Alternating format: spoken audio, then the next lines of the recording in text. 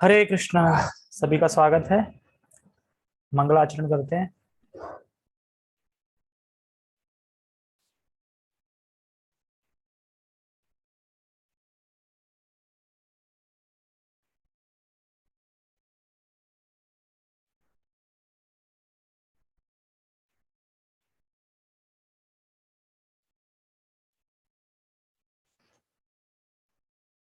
ओम अज्ञानतिमिरान्धस्य ज्ञानञ्जनशलाकया चक्षुरुन्मिलितं येन तस्मै श्रीगुरुवे नमः। श्रीचैतन्यमनोभीष्टं स्थापितं येन भूतले स्वयं रूप कदा मह्यं ददाति स्वपदिकान्तिकम्। वन्देऽहं श्रीगुरो श्रीयुतापदकमलं श्रीगुरून् वैष्णवांश्च श्रीरूपं साग्रजातं सहगण रघुनाथं वितं तं सजीवं साधुवेतं सावधूतं परिजन सहितं कृष्ण चैतन्य देवं श्री राधा कृष्ण पादान सहगण ललिता श्री विशाखान्त विशांच। हे कृष्णा करुणा सिंधु दीन बंधु जगतपते गोपेश गोपिका कांता राधा कांता नमस्ते। तप्त कांचना गौरांगी राधे वृंदावनेश्वरी विश्वभानुसुते देवी प्रणमामि हरिप्रिये। वाञ्छाकल्पतरुभ्यश्च कृपा सिन्धुभ्य एव च पतितानां पावनेभ्यो वैष्णवेभ्यो नमो नमः। जय श्री कृष्ण चैतन्य प्रभु नित्यानंद श्री अद्वैत गदाधर श्रीवासादि गौर भक्तवृंद। हरे कृष्णा कृष्णा कृष्णा हरे हरे हरे राम राम राम हरे हरे। नमो विष्णुपादाय कृष्ण पृष्ठाय भूतले श्रीमते भक्ति वेदांत स्वामी इति नामिने। नमस्ते सारस्वते देवे गौरवाणी प्रचारिणे निर्विशेष शून्यवादी पाश्चात्य देशतारिणे। ओके, हरे कृष्णा। आज श्लोक नंबर है श्रीमद् भगवद गीता यथारूप अध्याय 6 श्लोक क्रमांक 6। पांचवे में क्या बताया गया था? किस प्रकार से मन शत्रु और मित्र हो सकता है, और आज बताएंगे कि कैसे मन शत्रु है और कैसे मन मित्र है। ठीक है, पहले अपन श्लोक उच्चारण करते हैं। बंधुरात्मात्मनस्तस्य येनात्मैवात्मना जितः अनात्मनस्तु शत्रुत्वे वर्तेतात्मैव शत्रुवत्। बंधुरात्मात्मनस्तस्य येनात्मैवात्मना जितः अनात्मनस्तु शत्रुत्वे वर्तेतात्मैव शत्रुवत्। बिल्कुल इजी है श्लोक। ऊपर की जो पहली लाइन है, बंधुरात्मा नस्तस्य येना आत्मैव आत्मना जिता। जिता मतलब जिसने मन को जीत लिया है। जिता मतलब जिसने मन को जीत लिया है, वो मन क्या है उसका? बंधु या मित्र बोल सकते हैं। ठीक है, नीचे क्या बोल रहे हैं? शत्रुवत अनात्मनस्तु शत्रुत्वे वर्ते तात्मेव शत्रुता। और जिसने मन को नहीं जीत पाया है उसके लिए मन क्या है? शत्रु। आ गया समझ में? दूसरा श्लोक ले, श्लोक नंबर 6.7 है ना? वैसे तो आ ही गया ना। चलो कोई, अभी कुछ नहीं आया समझ में, आएगा। तो इसमें माइंड के बारे में बताया जा रहा है। मन, मन को इंग्लिश में क्या बोलते हैं? माइंड। तो माइंड में दो कंडीशन है। दो कंडीशन है माइंड में। क्या क्या दो कंडीशन है? एक तो वो कंट्रोल्ड, एक अनकंट्रोल्ड। दो चीज रहती है हमेशा। कंट्रोल्ड है अगर मन तो क्या है? बंधु। अनकंट्रोल है मन है तो फिर क्या है? माइंड शत्रु। समझ में आ गया? दो ही रहते हैं। और इस जगत में 99.99999% लोगों का मन क्या है? अनकंट्रोल्ड है। ठीक है, इसलिए मन शत्रु है। बाहर कोई नहीं बैठा शत्रु मित्र। एक्चुअली मन बैठा है, अंदर ही बैठा है, छिपा चोर। जो चोर छिपा है ना, वो अंदर ही बैठा है। आवाज मत करो। ठीक है, सारा खेल माइंड का है। सारा खेल माइंड का है ना एक्चुअली। जैसे कि अभी आएगा तो आगे बताऊंगा। इसीलिए कहते हैं माइंड योर बिजनेस। मतलब सारा खेल मन का ही होता है ना। मन से ही थॉट आते हैं, मन से ही प्लानिंग बनती है, सारा कुछ मन से ही होता है, सारा कुछ तो मन का ही है। तो हम बाहर दोस्त और दुश्मन देख रहे हैं, पर दोस्त और दुश्मन तो अंदर बैठे हैं, अंदर छुपे बैठे हैं। मतलब हमें पहचान नहीं रहे कि ये मेरा दोस्त है कि दुश्मन है। हम दुश्मन है उसको भी दोस्त समझ रहे हैं, और जब वो दोस्त होता है तब हम समझते हैं दुश्मन है मेरा, इसने मुझे सुबह 4 बजे उठा दिया है, पता नहीं किस घड़ी में मैंने हाँ कर दिया, किस घड़ी में मेरा मन हो गया, ठीक है अब पछता रहे हैं बाद में। ऐसा होता है ना कई बार। ऐसे ही तो हमारे अंदर ही है। मन को वश में करना बहुत जरूरी है। तो बता रहे हैं मन को वश में कैसे कर सकते हैं। ये तो इसीलिए तो गीता पूरी चल रही है कि मन को वश में कैसे करना है। तो मन को वश में करना बहुत कठिन है, और विरला ही कोई होता है जो मन को वश में कर लेता है। और जो जिसने मन को वश में कर लिया है वो भक्त, जो भक्त है ना, तो जो भक्त बन गया, शुद्ध भक्ति आ गई, तो उसने मन को वश में कर लिया। इन्हें क्या नींद आ रही है? सोई नींद में? नहीं। अच्छा आंखें बंद करके सुन रहे हो? अच्छा अभी पूछूंगा, ठीक है। तो माइंड को कंपेयर किया गया है किससे? माइंड को कंपेयर किससे किया गया है तो कौन बताएगा?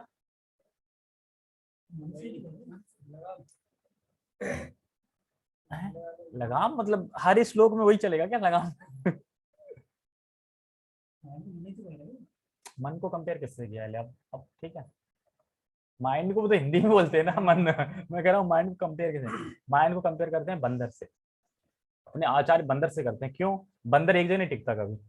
हमेशा देखना, बंदर पे फोकस करना, इस डाल पे उस डाल पे इस डाल पे चलता रहता है। जैसे मन है हमारा, यहाँ वहां चंचल है, जैसे बंदर चंचल है वैसे ही मन चंचल है। ठीक है, पहला। दूसरा, अगर कोई बंदर है और उस बंदर ने दारू पी ली है, साथ में बिच्छू ने काट लिया है, और साथ में भूत चढ़ गया है, ऐसा मन है हमारा। इतना बड़ा शैतान है मन हमारा। कंपेयर करके बता रहे हैं बंदर से कि बंदर के 3 चीज और कर ले, पहले से शैतान है बंदर, इधर कूद रहा है, ऊपर से दारू पी ले, ऊपर से बिच्छू काट ले, ऊपर से भूत लग जाए तो वो कितना खौफ हो जाएगा। ऐसे ही मन है हमारा, तो उससे कंपेयर किया गया है। घोड़े से भी करते हैं, कभी नहीं बैठते हैं। कभी नहीं बैठता है, फिर भी घोड़ा रात को तो सो जाता है ना। सो जाता है मतलब घोड़े से नहीं, मतलब मन, मतलब मंकी, मतलब बंदर ही है ना जो उछल कूद करता रहता है, मन नहीं लगता उसका, कभी यहाँ कभी वहां। तो बंदर से ही आचार्य हमारे प्रभुपाद ने बंदर से एग्जाम्पल दिया था, हम बंदर से एग्जाम्पल लेंगे। ठीक है। तो अब माइंड में स्टोर क्या क्या होता है? माइंड में स्टोर क्या क्या होता है? अब माइंड की स्पेलिंग से सीखो। माइंड में स्पेलिंग क्या आती है? MIND। M4 monkey. M4 बता रहे हैं मेमोरीज। M4 मेमोरी, ठीक है। और I4 आइडिया, आते हैं ना। मेमोरी तो है ही, मतलब मेमोरी मतलब अच्छा। आइडिया मतलब एक से एक, ऐसा कर लो ऐसा कर लो, आइडिया थॉट देता रहेगा, मन ही जो देता है आइडिया। तीसरा है नोशंस। नोशंस बोला है, पर इसको पता नहीं कि हिंदी में क्या बोलेंगे, पर इसका भी मीनिंग समझाऊंगा तो समझ में आ जाएगा। N से नोशन, और D से डिजायर। डिजायर तो पता ही है, इच्छाएं। डिजायर D से। तो जो मेमोरी है वो करती है मैग्नीफायर द प्रॉब्लम। जैसे कोई छोटी प्रॉब्लम होगी ना तो मन उसको बड़ा कर देगा। मतलब है नहीं है छोटी प्रॉब्लम, पर मन सोच सोच के उसी प्रॉब्लम को बड़ा प्रॉब्लम कर देगा। मैग्नीफायर, ये तो नहीं, मतलब मन का काम ही है, छोटी इशू होगा बड़ा बना देगा, मतलब भयभीत कर देगा अंदर अंदर, ऐसे करके बड़ा कर देगा। तो मैग्नीफाई द प्रॉब्लम। आइडिया मतलब जो इमेज है ना, इमेज प्लेजर। इमेज प्लेजर मतलब कि अब कुछ हुआ नहीं है, लेकिन उसने बैठे बैठे ही पूरी पिक्चर बना ली, एक तरीके से पूरी इमेज सोच ली। मतलब मन क्या करता है, बैठे बैठे ही तो सोचता रहता है, इधर का उधर का छापता रहता है जो भी है। तीसरा है कि नेगेस्ट रिस्पॉन्सिबिलिटी। जो हमारी रिस्पॉन्सिबिलिटी है ना उसको नेगलेक्ट करता है, मतलब कि नहीं ये नहीं करना, जो रिस्पॉन्सिबिलिटी है जो करना चाहिए वो नहीं करने देता, शैतानी करना चाहता है। और दूसरा है डिनाइज रियलिटी। और जो हमारी रियलिटी है, जिसके लिए हमें जीवन मिला है, उसको डिनाइज करना कर देता है कि नहीं अभी तो बहुत समय है, अभी कहाँ। सुबह खड़े हो रहे हैं 4 बजे, मान लो कि कोई रात को 12 बजे सोया, सुबह 4 बजे खड़े होना मन नहीं होगा, तो एक्चुअली कौन बोल रहा है कि मत खड़े हो, सो लो आप? ये कौन बोल रहा है? ये मन ही तो बोल रहा है। लेकिन बुद्धि क्या बोलती है पीछे से? नहीं यार सब आ गए होंगे, जब करने आ गए होंगे, बैठ गए होंगे, सब लगे होंगे ना। ये पीछे से बुद्धि बोलती है, पहले मन बोलता है। अगर तुमने मन की सुन ली तो फिर सो जाओगे, थोड़ा और सो लो, वो मन ही बोलता है। ठीक है। ओके, तो माइंड माइंड का समझ में आ गया पूरा कि माइंड कैसे कैसे खेल खेलता है, इसलिए माइंड को बता रहे हैं बंदर के उससे। ठीक है, मोशन यानी गति, हाँ मोशन हो सकता है, हाँ मोशन यानी गति। मोशन नोशन जो बोला था समझ में नहीं आया था, नोशन या मोशन बोला होगा, लेकिन अब पैराग्राफ बिठा लो कि क्या हो सकता है माइंड में। ठीक है, और बाकी तो आप लोग सब समझदार हो ही, कोई आंखें बंद करके ग्रहण कर लेता है, सब कुछ चीजें ग्रहण हो जाती है, तो फिर क्या समझाना। ठीक है, तो अपन पढ़ते हैं टेक्स्ट। ठीक है ठीक है, इसमें आ जाएगा टेक्स्ट।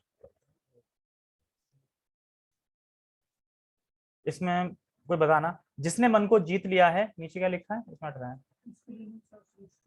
इसके लिए उसके लिए मन सबसे सर्वश्रेष्ठ मित्र है। सर्वश्रेष्ठ क्यों लगा रहे हैं यहाँ पे, इससे सच्चा मित्र कोई हो नहीं सकता। सर्वश्रेष्ठ मित्र मतलब इससे अच्छा मित्र कोई बाहर नहीं मिल सकता, मित्र हो सकते हैं बाहर, सर्वश्रेष्ठ मित्र यही है। और किंतु ये पता नहीं यार, इसमें आ नहीं रहा सही, एक second, wait wait wait wait wait wait wait, just wait.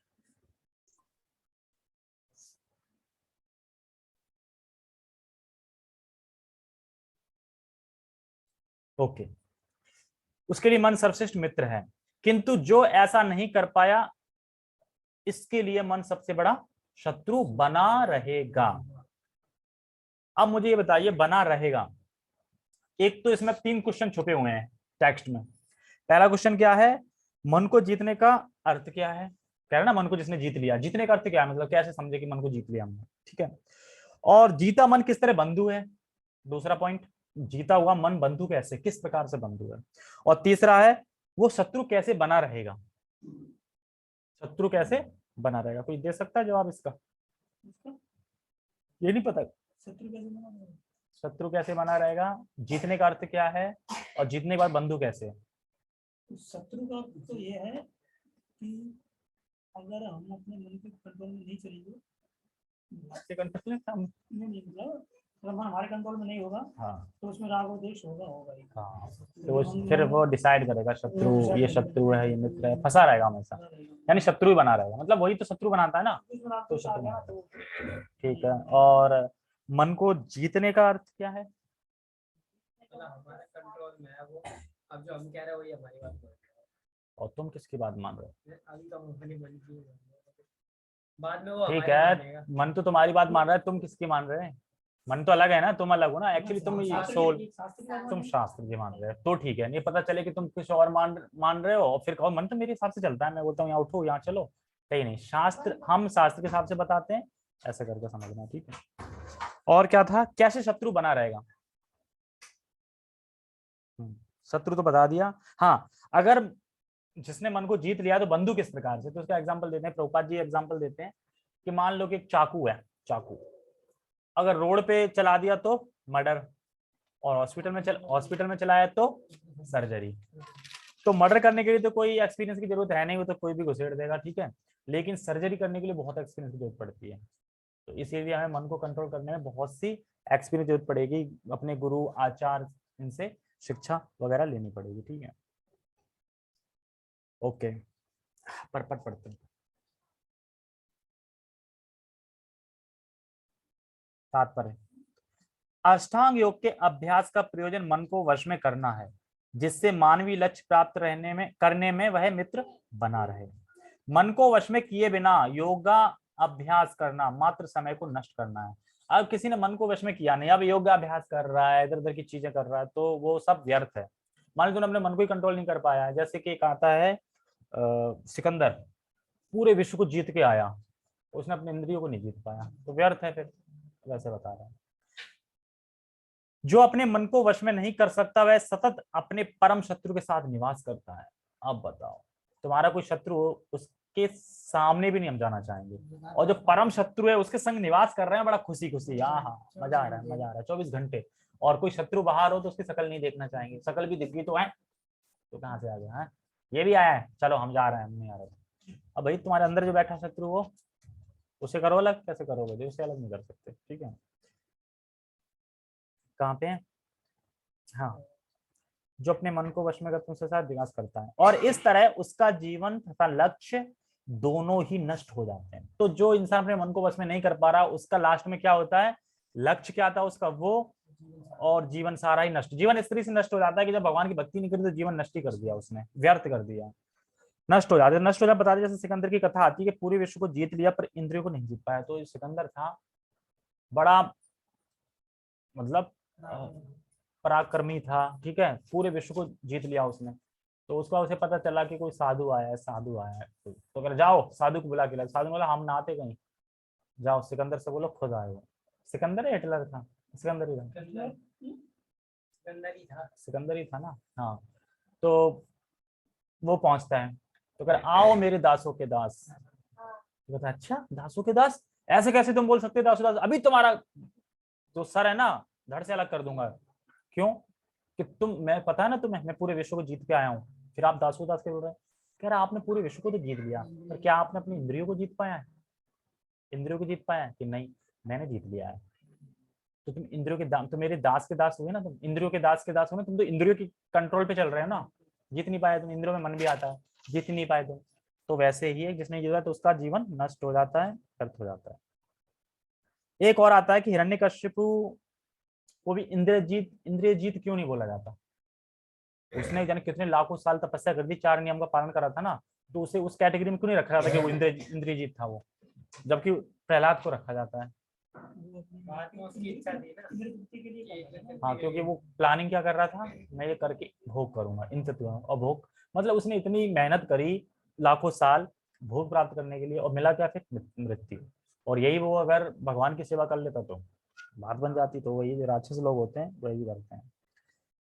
फिर किसी ने एक क्वेश्चन उठाया इसी के ऊपर कि आप इस श्लोक में बोल रहे हो मन शत्रु है और मित्र है, बट मन तो जड़ है, निर्जीव है, तो शत्रु मित्र कैसे हो सकता है। एग्जाम्पल फॉर कैमरा लैपटॉप, ये दोस्त हो सकता है मेरा, शत्रु हो सकता है, तो कौन बताएगा। टीवी का भी बोल रहा था ना, हाँ टीवी कुछ भी समझ, कुछ भी टीवी समझ लो, जड़ है, हाँ पर हम तो अपने मन से, तो मन भी तो जड़ है ना, तो हम उसे शत्रु मित्र क्यों बोल रहे हैं। एक्चुअली फ्रेंड हो गया ना, फ्रेंड मतलब जिससे हम बोल सकें बात कर सके वो हो गया ना फ्रेंड। तो निर्जीव चीज फ्रेंड कैसे बन जाएगी।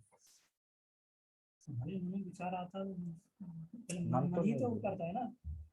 हाँ मन करता है लेकिन मन तो निर्जीव है। इसमें ये बता रहे थे जैसे कि ये कैमरा है, वेब कैमरा है, ये लैपटॉप है, इससे मैं पहचान तो नहीं कर रहा ना अपनी, कर रहा हूँ पहचान इससे, लेकिन मन से तो पहचान कर रहा हूँ ना। एग्जाम्पल सुबह जब खड़े होने का मन नहीं होता तो कौन बोलता है, मन, मन बोलता है, हम उससे पहचान कर रहे हैं ना, तभी तो मन की सुन रहे हैं ना। तो हम उससे पहचान कर रहे हैं, है तो निर्जीव ही, लेकिन क्योंकि जब मन में जो भोग भरे हुए हैं उस भोग के कारण वो आत्मा का शत्रु बन जाता है मन, क्योंकि आत्मा का कल्याण नहीं करने देता, तो आत्मा का शत्रु बन जाता है मन। तो इस तरीके से यहाँ पे मन को मित्र और फ्रेंड रेफर कर रहे हैं, मतलब बता रहे हैं कि किस तरीके से वो अगर मन कंट्रोल है तो तुम्हारा मित्र बन जाए, क्योंकि तुम्हारा आत्मा का उद्धार हो जाएगा तो मित्र बन गया वो। लेकिन वही चीज अगर नहीं कंट्रोल हुआ तो वो शत्रु बन जाएगा, तो आत्मा का उद्धार नहीं हो पाएगा, तो आत्मा का वो शत्रु हो गया। तो इस तरीके से रेफर कर रहे हैं, ठीक है। और बता रहे हैं कि, और बता रहे थे कि मन देखो सचेत नहीं है, पर जिस मन में भोगों की वासना है तो आत्मा के लिए वो शत्रु है। आगे पढ़ते हैं। जीव की स्वाभाविक स्थिति यह है कि वह अपने स्वामी की आज्ञा का पालन करे। देखो, तो जीव मतलब आत्मा, सोल। तो हमारी स्वाभाविक स्थिति क्या है कि हम अपने स्वामी की आज्ञा का पालन करें, ये पहले से ही है। अब बताओ मुझे कि हर कोई अपने स्वामी की आज्ञा का पालन कर रहा है कि नहीं कर रहा है। यहाँ पे हर कोई कर रहा है, किसी न किसी ने कोई स्वामी बना रखा है और अपना आज्ञा का पालन कर रहा है। फैमिली हो सकती है, पति पत्नी, कुछ कोई भी हो सकता है, ठीक है, सबके कर रहे हैं। तो यहाँ पे समझाते हैं कि क्या समझाते हैं, हाँ यहाँ पे ये समझाते हैं कि दो स्वामी है, ये पता है इस जगत में दो ही स्वामी है। एक है भगवान के वचन यानी भगवान शास्त्र, ठीक है, और अगर हम इनकी आज्ञा का पालन नहीं कर रहे हैं तो फिर किसकी कर रहे हैं, फिर तो माया की कर रहे हैं, इसमें कोई डाउट नहीं है, ठीक है, दो ही है। तो माया देवी, और माया देवी कैसे सेवा करा रही है तुमसे, जो तुम्हारे पूर्व जन्म के संस्कार हैं उनको खाली वो एक्टिवेट कर देती है बस, क्योंकि संस्कार जड़ हैं, एक्टिवेट कर देती है उनको, मतलब ऐसा कुछ मिला देंगी उससे संस्कार जाग उठाएगा, हाँ ठीक है मिल गया, और फिर वो एक्टिवेट हो जाएगा, काम करने लगोगे तुम, ऐसे करते हैं।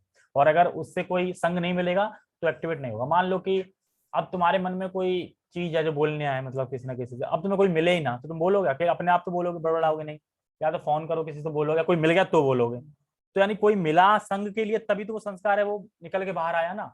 अगर कोई मिलेगा ही नहीं तो संस्कार तो पड़ा ही रहेगा। एक्चुअली संस्कार संस्कार जो होता है वो जड़ है, मतलब हमेशा से जड़ ही है वो। जब उसका मतलब उसको विषय वस्तु मिल जाती है, वो विषय मिल गया, तो ऐसे ही वो कंट्रोल मतलब उठ जाता है। अच्छा, जैसे मान लो किसी दारू पीने संस्कार था, अब वो पड़ा है सो रहा है, खत्म होता है। अब जैसे को दारू पीने वाला मिल गया, तुरंत संस्कार जग जाएगा, एकदम जग जाएगा, अरे दारू पीनी, तो दारू पीने लगेगा। और नहीं मिलता तो धीरे धीरे फिर खत्म हो जाता। लेकिन सोते रहते हैं, सुप्त अवस्था में रहते हैं वो। ठीक है, कहाँ पे थे? हाँ, अतः हाँ, और एक चीज और बता रहे हैं कि माया देवी ने कैसे करके वो कर रखा है कि सोचो, हमारा जन्म से लेके अभी तक ऐसा नहीं लगती एकदम प्लानिंग और सेटिंग नहीं लगती? किसी ने प्लान कर रखा था पूरा मुंडो, और सेटिंग के हिसाब से पूरा चल रहा है। कहाँ जन्म होना है, जन्म के बाद क्या करोगे, कहाँ पढ़ोगे, क्या करोगे। अब देखो ऊपर से ओवरव्यू मतलब, और क्या बोलते हैं, ओवरव्यू देखो मतलब पूरी लाइफ का, तो एकदम पता चल जाएगा ना कि एकदम किसी ने सेट कर रखा था अलार्म की तरह, और वैसे वैसे चलता जा रहा है। एक्चुअली हमने कुछ नहीं। अब देखोगे पीछे का, देखो कहाँ जन्म लेना था, कौन माता पिता बनेंगे, सब कुछ तो सेट है ना एकदम। तो चलता आ रहा है वैसे करके। हम कर रहे हैं, हम सोच रहे हैं हम करने वाले हैं, एक्चुअली सेट है पूरा एक तरीके से। तो आगे भी सेट होगा। अब तो खैर जैसा भगवान चाहेंगे वैसा होगा। ठीक है, अतः जब तक मन जब तक मन अविजित शत्रु बना रहता है, तब तक मनुष्य को काम क्रोध लोभ मोह आदि की आज्ञाओं का पालन करना ही होता है, करना होता है, क्योंकि वो शत्रु बना हुआ है ना, अनकंट्रोल है माइंड। तो फिर जो मन कहेगा वो करोगे, तो तुम क्या करोगे, लोभ मोह आदि सब इनका आज्ञा का पालन करोगे, पालन करना होता है।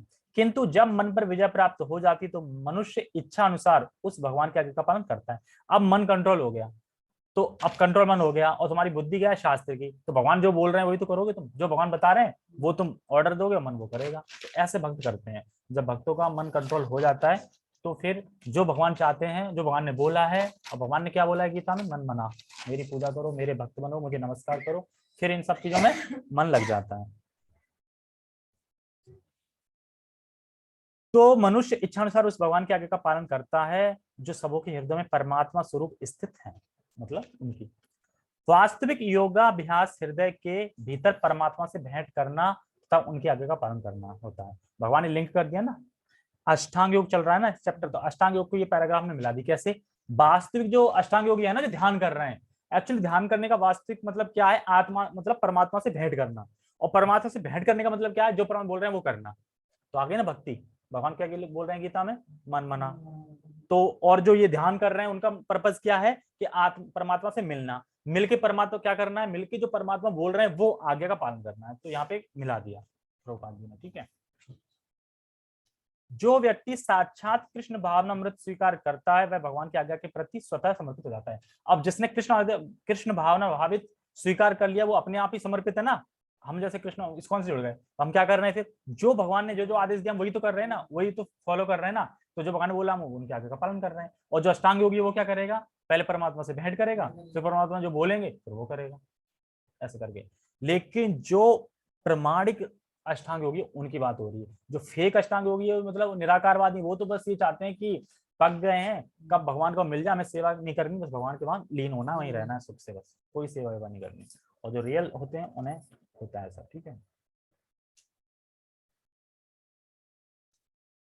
आपने जो इलाहाबाद से पढ़ा आपने जो इलाहाबाद से पढ़ा आते हैं, उनका कहना है कि आपके पुरखों के पुरखों के पुरखों वृंदावन से निकल कर आए। आपने अपने जो इलाहाबाद से पंडा आते हैं, अच्छा अपने जो इलाहाबाद से पंडा आते हैं उनका कहना है कि आपके पुरखों के पुरखों वृंदावन से निकल आए। हो सकता है ना, बिल्कुल रियली हो सकता है, शायद तभी लेकिन आज के दिन मिस कर गए। आज के दिन तो वृंदावन में होना चाहिए था। इस्कॉन में देखा किसी ने इस्कॉन वृंदावन का? बहुत अच्छा हुआ है। आज तो ऐसे सजाया कि तुम पूरा और पानी भरा है, फूल है पूरे ग्राउंड में, पानी भरा है आज वो बोटिंग फेस्टिवल है कुछ। ठीक है, पहले खत्म करने दे फिर बात करेंगे। ठीक है, तो इसमें लास्ट में क्या बोल रहे हैं, समर्पित हो जाता है। देखो समर्पित हो जाता है और स्थित हो जाता है।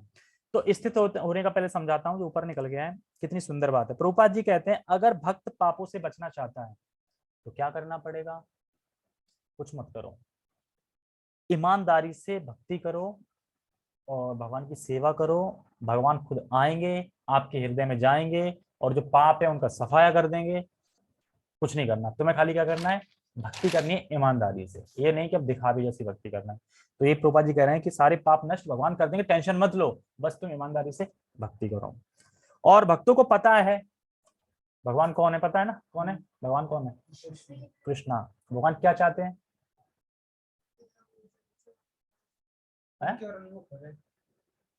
भगवान क्या चाहते हैं, भगवान ने भगवत बता रखा है, मन मना। वही जो पूरे भगवत गीता का सिद्धांत क्या है, मन मना।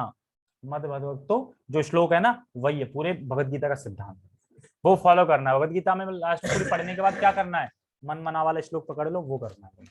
ठीक है, जब वो करोगे तो अपने आप सर्वधारण प्रत्यज्य मामेकम शरणम ब्रज हो जाएगा। तो ये दो मीनिंग है पूरे भगवत गीता का सिद्धांत यही है। पूरी भगवत गीता पढ़ के सीखे क्या, मन मना। ठीक है, परम श्रेय क्या, मन मना मतलब मेरा ध्यान करो। और वो फिर भागवत में क्या कहते हैं, परम कल्याणकारी, मैं भगवान का ध्यान करता हूँ, है ना, जन्मादि से। तो वहां से खत्म हुआ, वहीं से वो शुरू हो गया, मतलब दोनों लिंक है भागवतम भगवत गीता। और बता रहे हैं समर्पित हो जाता है। प्रभुपाद जी खुद बोल रहे हैं, परमात्मा से भेंट करना मतलब भगवान की आज्ञा का पालन करना। और हम अपने प्रयास से सब कुछ नहीं समझ सकते, पर गुरु की और भगवान की कृपा से हम समझ सकते हैं। तो कह रहे हैं प्रभुपाद जी कह रहे हैं कि मतलब परमात्मा से भेंट करने का मतलब परमात्मा की आज्ञा का पालन करना। और जो कृष्ण भावनावित होते हैं वो स्वतः ही समर्पित हो जाते हैं कृष्ण की आज्ञा का पालन करने में। ठीक है, तो दोनों चीजें यहाँ पे प्रभुपाद जी ने मिला दी। ठीक है, ओके। जगत गुरु शील प्रभुपाद की जय, श्रीमद् भगवद गीता की जय, निताय निताय गौर प्रेमानंदे, हरि हरि।